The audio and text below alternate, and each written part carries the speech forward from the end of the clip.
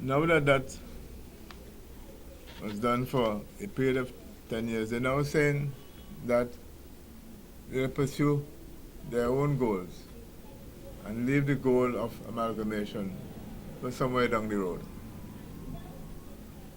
In the meantime, we have borrowed $100 million from CDB here in Simmons, in the Grenadines, to put us on a road to deal with that amalgamation and put the bank on a sounder footing. Today, we are doing just the opposite. With the hope that somewhere further down the road, we'll go through what we did before. And what it amounts to. I want to quote from Mr. Chan's statement. What I consider to be a very significant statement in terms of the approach of the government to this issue. Quoting the Prime Minister, he said, Gonsalves said his government recommits to divest in the medium term, that's a few years down the road, a significant portion of its shareholding to other individuals and corporate partners in the region. So although the government is buying back shares, they're committing now they have to sell back those shares again later on. That is what this means. And in our meeting with the individuals who came to discuss with us here from finance and the Satan, they indicated that down the road, we at St. Vincent de Grenadines would have to have a significant partner to manage our operations, a significant partner. So this word in here, this nice word in here, was the sale of a significant portion of the shareholding refers to the same shareholding. We now have to arrange another bank and institution to do that in the region.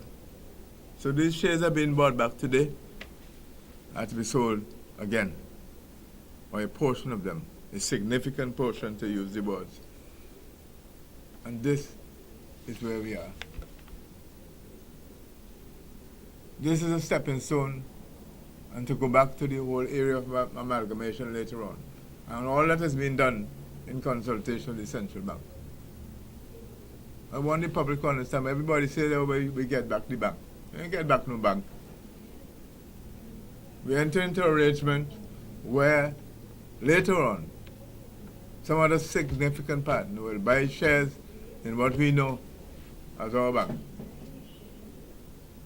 with a view to strengthening our bank operations, not only in terms of money, but in terms of their ability to manage whatever it is, financial institutions like banks.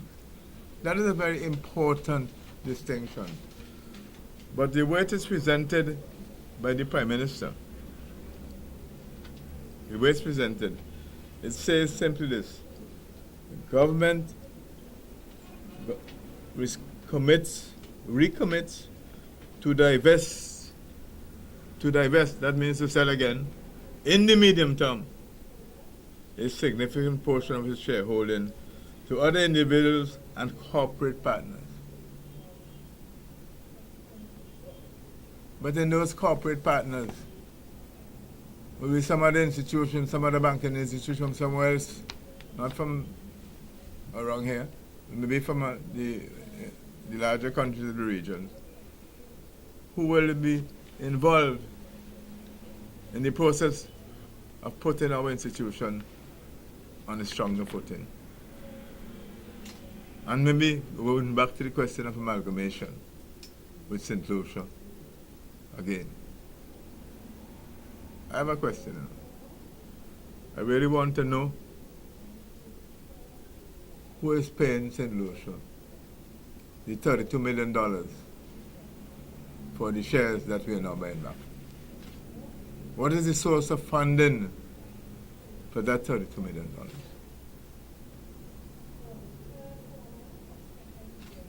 The other big shareholder in the bank is the NIS. They have their shares 20%.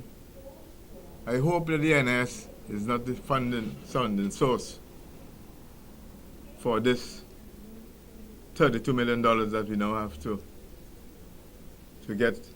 pay back for the shares.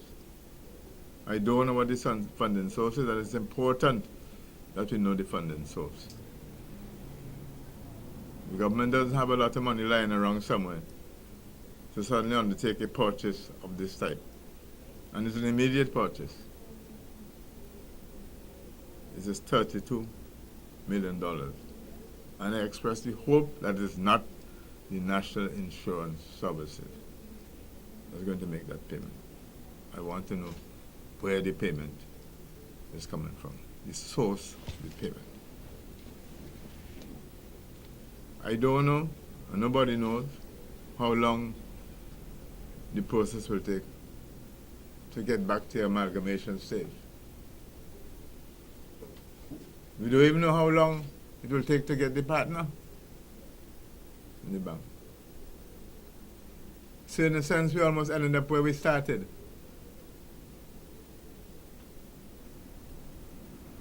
And I have my own doubts and my own concerns about that exercise.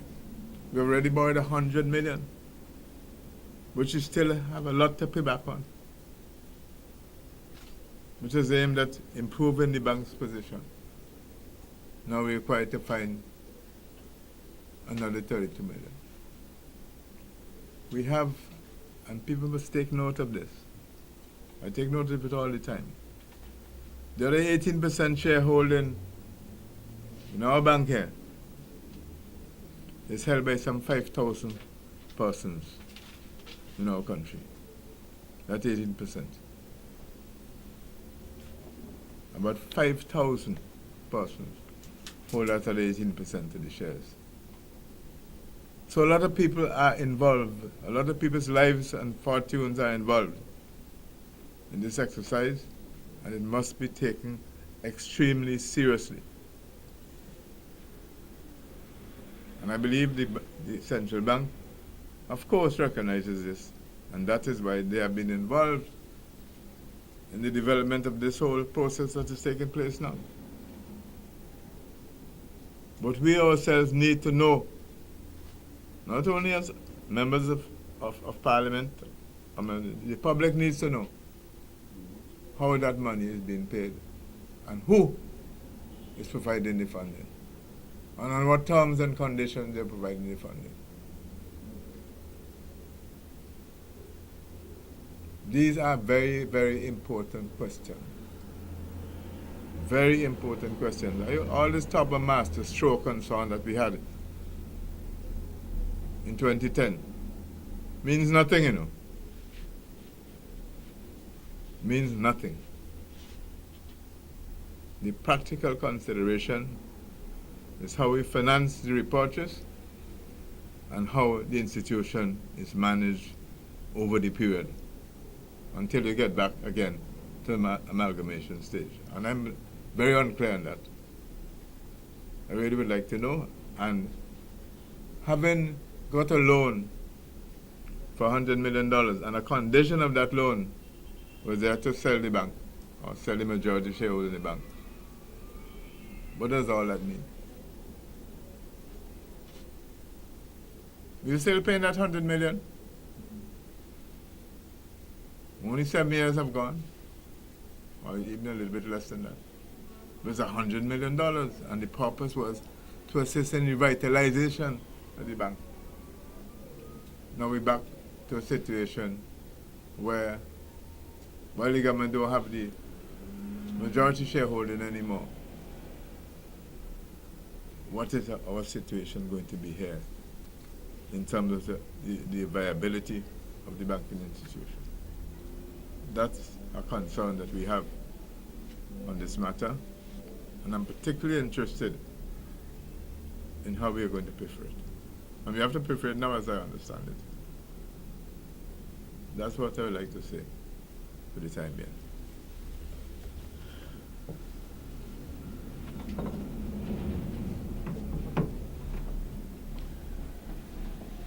I would just add,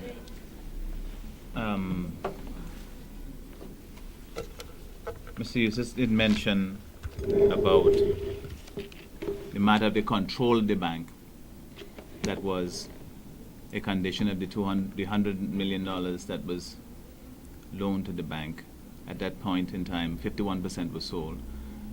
Now, my understanding with the repurchase, the government will own about 43% of the bank.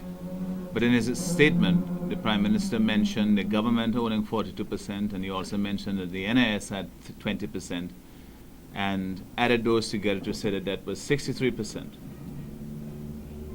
What does this mean? Is that a matter of, is that NIS and the government together?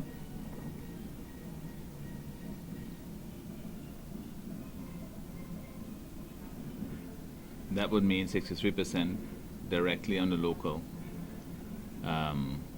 institutional control government and the National Insurance Service. With the other 20% owned by East Caribbean Financial Holding. Yes, and then the part that is owned by local shareholders. Yeah.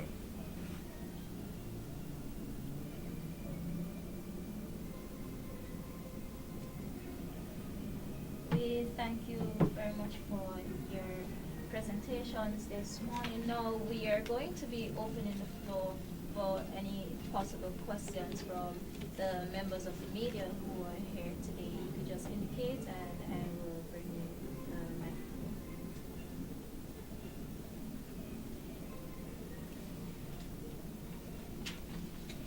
Mr. Frederick, Mr. Eustace, good morning. Kenton Chester. Good morning, Kenton. After your discussions with the government, what, or do you, as a consequence of your discussions with the government's representatives, what reason did they give for this development? I mean, having listened to the Prime Minister's statement, I'm still not. Well, that's exactly, that is exactly, you did note that in my written comments I said that our concerns were not addressed, in the sense that we were still, the statement that the Prime Minister made is pretty much the same thing that was said in the meeting, and we wanted to ask, well, why now, and why is it at one time, you know, the amalgamation would strengthen the bank, and at another time going it on your own is good for the bank, is better for the bank. And there was some notion about the requirements of the investor in St. Lucia, and that the government of St. Vincent felt that it was in our interest to repurchase the shares, because it seems that the marriage of the two banks was not going forward. But it's still not it's not clear at all as to, you know, the push and the pull, who was initiating this transaction. And what was said in the meeting was pretty much consistent with what was written in the statement by the Prime Minister. My understanding of the issue, and I raised it a while ago, is that there was a change of government in St. Lucia Yes. since we made the agreement in 2010. And the new government wanted to go and develop their bank on their own. My understanding is St. Lucia wanted that. But isn't the bank, the majority shares in both banks, isn't it owned by East Caribbean Financial Holdings? Yeah, but that's what I'm referring to. But the government has a position in relation to this bank, as indicated. When you say the government has a position in relation to the bank, They feel that the banking institution in their country needed at this time their own proposals to have it to develop it. They want enamored with the amalgamation. The government They want to go ahead as well. They want their system to go ahead on their own.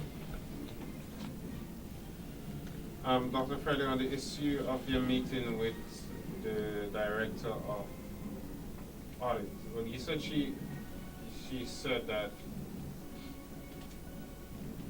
to the extent that funds were voted by Parliament to the AIA, that she Yes. has, she is able to audit those funds.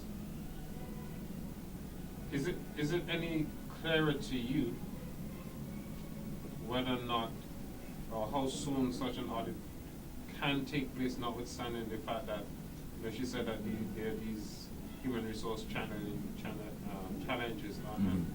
other challenges. And another thing I think people would like to know, is there any time limit on which such an audit can be conducted, within which such an audit must be conducted? Well, the challenge that the Director of Audit indicated to us in that meeting was that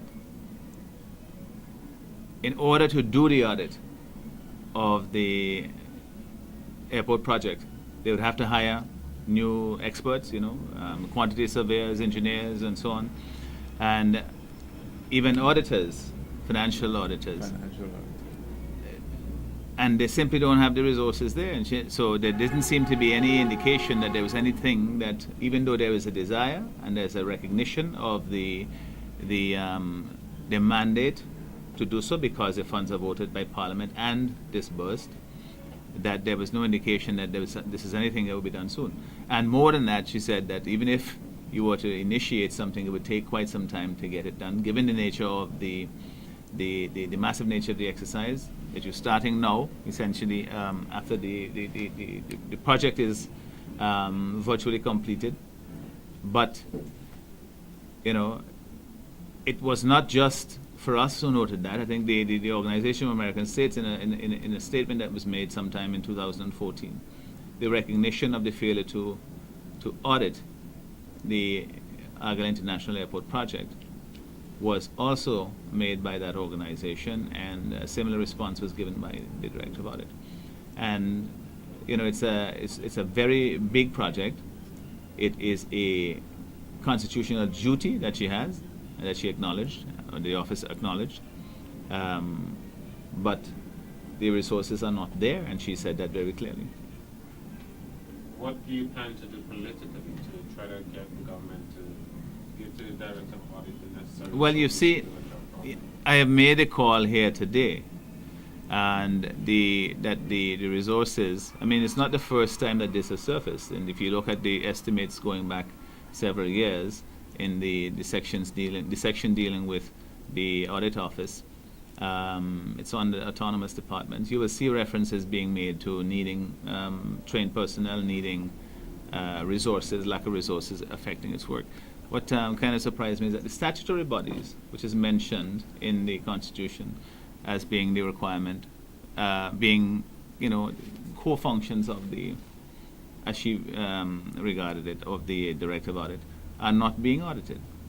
And because they don't have the resources, essentially what they produce is not fulfilling a mandate. And there's no indication that that situation will be remedied anytime soon, because the demands for more resources, for more trained personnel, simply have not been met. And part of the problem, it seems to me, that what she said actually, is that in the department where there are 36 persons working, some of them auditors, not all of them trained as auditors and accountants, that people can be transferred in and out by Service Commission as part of the public service. So the expertise that is required to be resident there may not always remain there, even after being trained.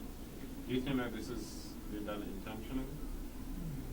Well, it's being done. In terms of the resources not being It's being done, and if you have a problem that is brought to you by an independent office to say, listen, I have a constitutional responsibility, I'm not able to fulfill it, and nothing is done for years and years and years, you will have to draw your own conclusion. It's simply that the person who is responsible for doing so, or the office, or the minister, simply doesn't give it the level of importance it requires.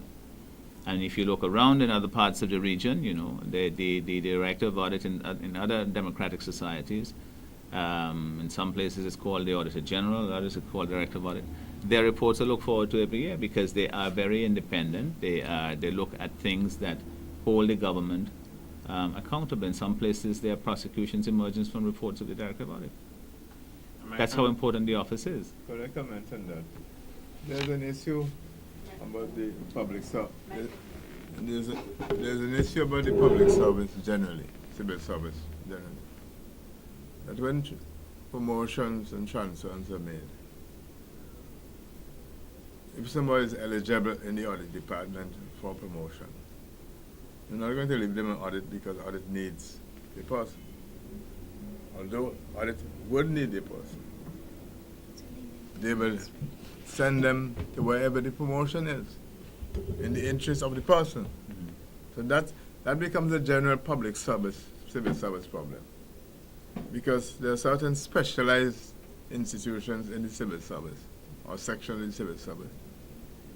And everybody is subject to transfer, regardless of the needs of the particular institution. The person is not ready for promotion. But the promotion is in another department. So you have to make a decision that a lot of positions on it should be put at higher salaries if you don't want to be moving people around all the time. Because you might have a very good officer who has all the tools required, who's well trained, but he's reached a stage where he's eligible for promotion. What do you say to him? Well, we need you in audit, so you have to stay there.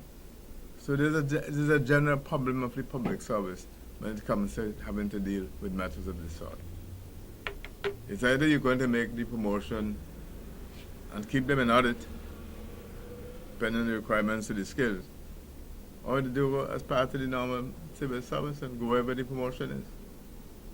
It's not an easy matter to resolve, but audit has that need. Dr. Friday, my final question, over the past few years there has existed a situation where the Public Accounts Committee had not been meeting very frequently. What approach are you going to take in this regard? Well, you would have heard from my comments in the past and presently that we have always taken the role of the Public Accounts Committee very seriously. The fact of the matter is, the Public Accounts Committee looks at the report, it relies on the report on the public accounts that the Director of Audit prepares. And we are now 7 years behind. And I asked the Director of Audit about this. And we're hopeful that the 2011 report will be out soon. But that's still 2011. And it hampers the work of the Public Accounts Committee to be able to deal with matters as they arise when something can be done, when there is a greater public interest in them, where the evidence and the ameliorative measures can be done at a time when it is effective. And we want to be able to have the Public Accounts Committee perform its role as it is required to do constitutionally. And that is what we are striving to do. I was very encouraged in the meeting that the director had said that as part of their own operations that they wish to have a meeting with the Public Accounts Committee to put their strategic plan to them and so on. That is something I encourage, and I hope that meeting takes place very soon, because there is from that there will be an exchange of information and expectations from the members of Parliament, from myself as the chairman of the committee, and on the other hand, the Director of Audit as to what her needs are for performing her function and what the limitations and present problems are. But yes, the Public Accounts Committee must do its duty, but we too are hampered in the same way by the fact that the reports are so far behind. What you have so far is 2009 and 2010. You know? Yes, 2010. There are no other reports available. In addition to that, at one of the meetings of the Public Accounts Committee nearly 2 years ago, Senator Francis raised the point that he's not. Senator Francis raised the point that he's not aware that the rules used by the Public Accounts Committee over the years have ever been approved by Parliament. And the Clerk of the House was told to research the Hansards, and no record can be found over the years of those guidelines on which the Public Accounts Committee should operate were ever approved by Parliament. See, the Public Accounts Committee can't even meet at the present time until that matter is resolved. Friday, Mr. Eustace, good afternoon to you. Angela Peters, representing the News newspaper. First question, the government sold 51% of shares of the NCB at the cost of 42 million. Now they bought back 31% shares at the cost of 32-point-something million. What does this say? Does it say that the bank is now in a better position? Does it say that you're buying back maybe to use the term at a loss? And what does this say for the